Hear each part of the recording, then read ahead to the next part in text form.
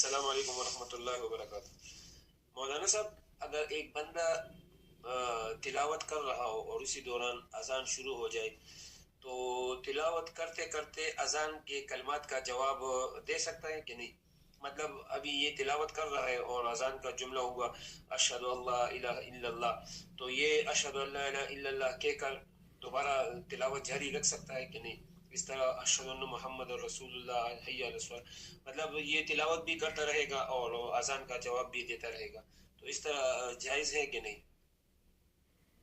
وعلیکم السلام ورحمۃ اللہ وبرکاتہ۔ آپ کا سوال ہے کہ ایک آدمی تلاوت قرآن پاک کر رہا ہے تو اس دوران اذان شروع ہو گئی، اب وہ تلاوت بھی کرتا رہے اور اذان کا جواب بھی دیتا رہے، کیا ایسا ہو جائے گا؟ جی محترم، ایسا نہیں کرنا۔ تلاوت قرآن پاک وہ بند کر دے